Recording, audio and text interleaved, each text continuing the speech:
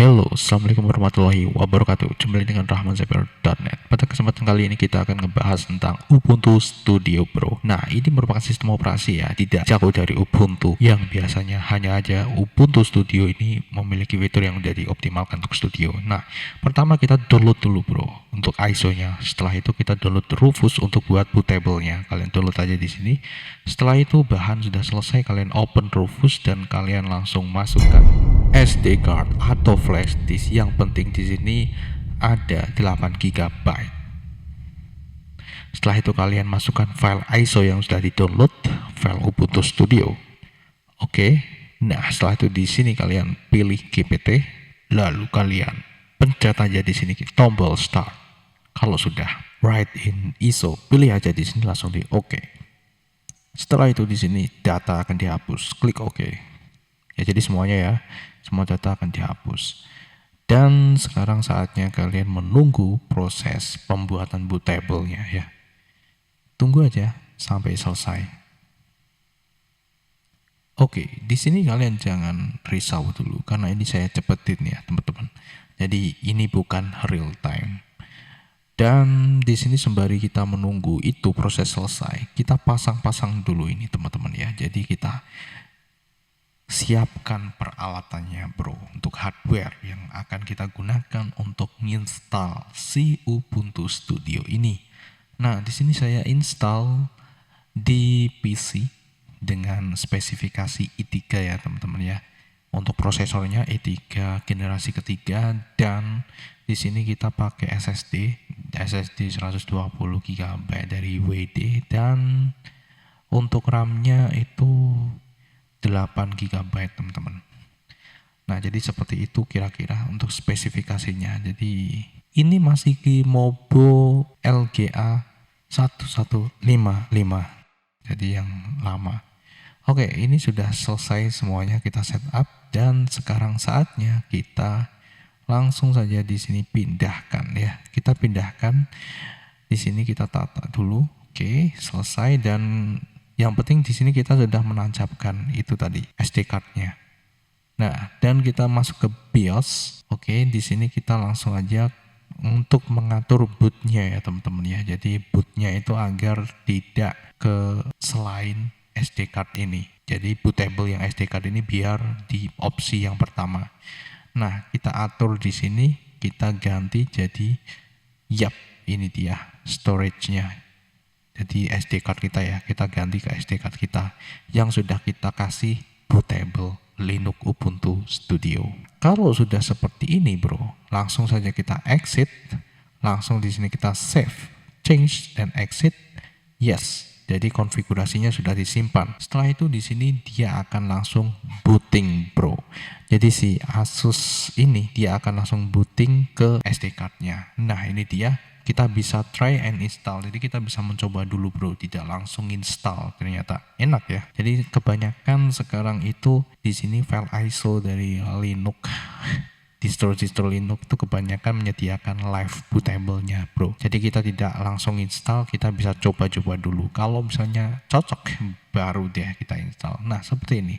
Jadi ini ada Blender, ada Krita yang tadi kita coba Blender ya teman-teman ya di sini dan cukup lancar ya teman-teman ya di sini. Nah, seperti ini bro, cukup ringan dan ini adalah file manajernya. Wow, file manager KDE ya. Dan kita coba Krita di sini. Ya, lancar teman-teman, cukup lancar dan ini ringan ya. Yap, ternyata KDE Plasma seperti ini ya, menakjubkan sekali. Oke, langsung aja kita install. Tekan aja di sini 2 kali langsung. Nah, ini dia langsung kebuka nih, welcome to the Ubuntu Studio Installer. Nah, seperti ini bro. Kita pilih untuk ininya language. Terus di sini next kita pilih ini ya untuk waktu Asia, pilih Indonesia, Jakarta ya, nggak ada Indonesia. Terus next Oke. Nah, di sini kita pilih yang erase ya, teman-teman ya, yang erase disk. Jadi kita akan menghapus semua disk yang ada di situ. Nah, itu yang saya akan hapus adalah yang ada di SSD ya, Bro. Jadi nanti benar-benar clean. Usahakan untuk backup semuanya, filenya udah di backup semua. Jadi di sini nanti biar bisa fresh install. Nah, tinggal diisi aja di sini. Oke, di sini kita isi. Nah, passwordnya diisi. Oke, sudah. Langsung next. Oke, seperti ini kita install no. Yap, proses instalasi sudah berjalan, Bro. Dan inilah Ubuntu Studio. Dan kalian bisa lihat di situ itu untuk berapa spoiler ya. Jadi di sini memang kita sudah mendapatkan berbagai macam software yang mendukung studio kreatif, Bro. Ada yang dari audio, terus dari 3D tadi, untuk desain juga bisa, dan banyak hal. Nah, ini installation file teman-teman ya. Yap, memang saya sengaja untuk masukkan, Bro. Jadi sebenarnya di sini saya ingin menunjukkan bahwa ketika saya install pakai GPT gagal, Bro. Jadi di sini saya default aja MBR. Ya, ini kita ulangi dari awal ya. Jadi dari buat bootable yang tadi kita hapus, di sini buat lagi ya, seperti ini, Bro, dan tunggu saja prosesnya sampai selesai. Jadi tadi salah GPT dari MBR. Mungkin di sini nanti beda hardware, beda juga penanganannya. Karena ini di hardware saya tuh gagal. Jadi di sini saya harus buat lagi bootable-nya. Dan di sini langsung saja kita masuk ke sini BIOS lagi, lalu kita atur di sini ke generic atau ke SD card kita, Bro. Nah, setelah itu try on install. Oke, langsung aja di sini. Oke, kayak tadi ya sebenarnya prosesnya ya, Bro. Kayak tadi persis plug. Oke, seperti ini. Nah, sudah. Kalau sudah kayak gini, langsung aja kita untuk install ya, Bro. Karena tadi kita sudah review sedikit, jadi kita langsung klik aja 2 kali untuk melakukan instalasi. Nah, di sini window instalasinya sudah mulai muncul. Oke, lakukan cara yang sama seperti yang tadi. Oke, seperti ini. Oke, Jakarta mana ini? Jakarta. Oke, sip, next. Oke, dan ini keyboard, dan kita pilih ke erase disk. Jadi clean ya, clean. Kita bersihkan semuanya. Dan di sini kita beri nama kayak gini. Oke, sip. Oke, ini kita ganti. Oke, kita ganti. Oke, sip. Terus tak ganti ini passwordnya, Bro. Ini passwordnya ya sama aja, sama tadi. Oke, sudah. Langsung aja di next. Ya. Oke, dan ini dia. Kita install. Oke, nah seperti itu ya teman-teman ya. Jadi oke banget. Ketika kita praktekkan cara yang pertama tadi memang gagal. Nah, di sini mungkin ketika kalian mendapatkan kecocokan hardware dengan hardware yang saya miliki, kalian bisa langsung aja skip dari yang GPT ya teman-teman ya. Langsung aja ke MBR aja gitu ya. Kalau misalnya pas cocok atau sama gitu. Oke, di sini saya cepetin ya biar cepet. Nah, kalian juga bisa lihat ini kilasan-kilasan beberapa aplikasi-aplikasi yang sudah include di sini. Jadi kalian nggak perlu download lagi ya, Bro. Di situ kecuali kalian mau update ya, update ke versi yang terbaru yang paling stabil, biasanya sih yang paling stabil. Oke, done. Jadi kita sudah selesai. Nah, di sini untuk melakukan instalasi OS, dan langsung aja di sini kita klik. Oke, di sini ya kita akan restart. Jadi kita akan mulai. Nah, tetapi di sini kita perlu atur dulu bootingnya. Yap, seperti ini. Kita atur di BIOS ya. Jadi kita bootingnya ke SSD yang sudah berhasil kita install Ubuntu Studio. Oke, F2, F2, F2, F2, F2, F2 sampai masuk. Oke, sip. Tekan Del. Oke, langsung aja kita atur. Nah, seperti ini. Langsung ya, jadi bootable-nya langsung ke SSD. Oke, nah cepat banget ya. Langsung kita masuk. Oke. Nah, kita sudah berhasil untuk melakukan instalasi OS Ubuntu Studio untuk kebutuhan multimedia. Nah, kayak gini, Bro.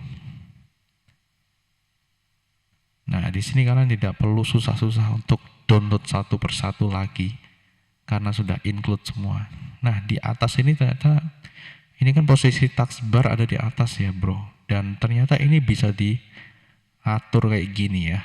Keren banget di sini ya. Wow, bentar, bentar, ini kayak gini. Kita ubah, kita taruh sini.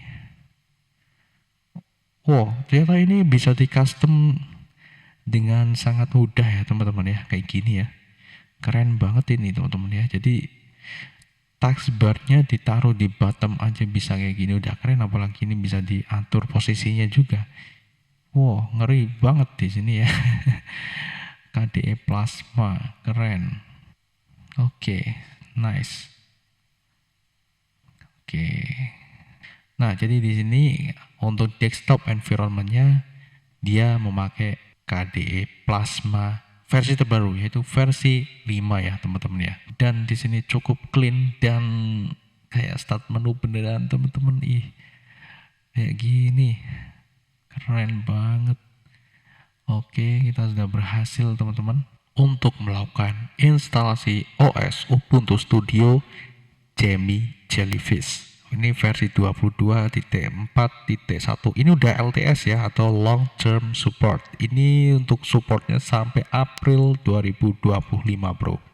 Dan sudah memakai KDE. Beralih dari sebelumnya XFCE.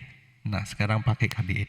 Sebenarnya di sini untuk sistem requirement-nya untuk RAM sih di sini tertulis 2 GB ya. Tetapi di sini saya rasa 2 GB untuk studio gitu ya, multimedia kurang ya teman-teman. Apalagi untuk editing video paling enggak ya. Di sini 4 GB atau 8 GB lah optimal. Di sini punya aku 8 GB ya, Bro. Oke. Oke, kira-kira seperti itu ya, teman-teman. Untuk pembahasan kali ini kita batasi dulu untuk sampai di sini gitu ya. Semoga bermanfaat untuk pembahasan kali ini dan ini bentar ya. Kita oke, close. Sampai jumpa di pembahasan selanjutnya. Bye bye. Assalamualaikum warahmatullahi wabarakatuh.